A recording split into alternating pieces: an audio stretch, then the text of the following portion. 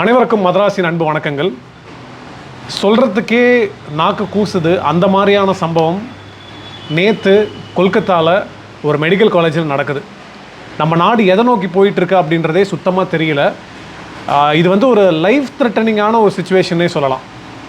நிறைய பேத்துக்கு இந்த விஷயம் தெரிஞ்சிருக்கும், நிறைய பேத்துக்கு தெரியாதவங்களுக்கு நான் ஒரு தடவை எக்ஸ்பிளைன் பண்ணுறேன். கொல்கத்தாவில் RGKAR medical college and hospital, அந்த ஹாஸ்பிட்டலில் ட்ரெயினி டாக்டரை ரேப் பண்ணி கொண்டிருக்காங்க.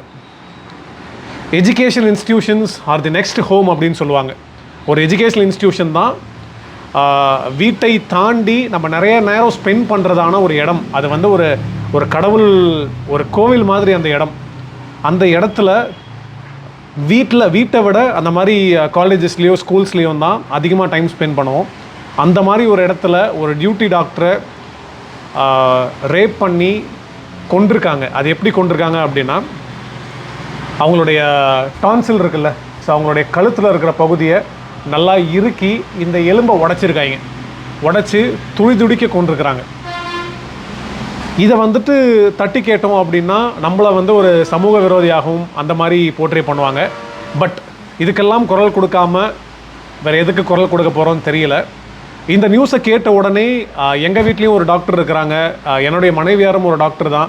அவங்களும் ஒரு ஹாஸ்பிட்டலில் ட்ரெயினியாக ஒர்க் பண்ணி காலேஜ் டைமில் முடித்து தான் வந்திருக்கிறாங்க. ஸோ அந்த மாதிரி எங்கள் வீட்லேயே ஒரு டாக்டர் இருக்கிறப்போ எனக்கு பயங்கரமாக வலிச்சுது. ஏன்னா நான் பார்த்துருக்குறேன் அவங்க எப்படி ஒர்க் பண்ணுறாங்க, எந்தெந்த டைம்லலாம் ஹாஸ்பிட்டல் போவாங்க அப்படின்னு. ஒரு காலேஜில் இந்த மாதிரி நடந்திருக்குது அப்படின்னா அந்த காலேஜோட பிரின்ஸிபல் தான் முழு பொறுப்பு ஏற்றுக்கணும். ஆனால் அந்த பிரின்ஸிபல் உடனடியாக ரிசைன் பண்ணுறாரு. ரிசைன் பண்ண அடுத்த செகண்ட் அவரை வேறு ஹாஸ்பிட்டலில் அதோட பெரிய பொறுப்பில் அமர்த்துறாங்க. ஒரு எஜுகேஷனல் இன்ஸ்டிடியூஷனில் அத்தனை பேர் இருக்கக்கூடிய ஒரு இடத்துல ஒரு பொண்ணை இந்த மாதிரி பண்ணுறாங்க அப்படின்னா நம்ம நாடு எதை நோக்கி போயிட்டுருக்கு அப்படின்றது சத்தியமாக எனக்கு தெரியல.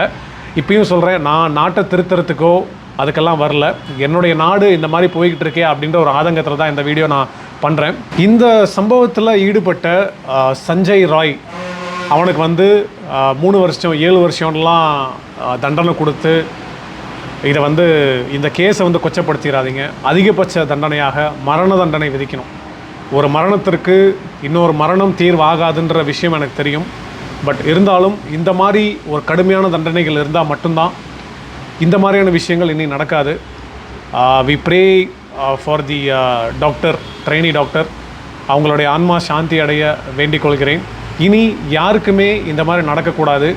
அந்த மாதிரியான ஜஸ்டிஸ் இந்த கேஸில் நிச்சயமாக கொடுக்கணும். நன்றி, வணக்கம்.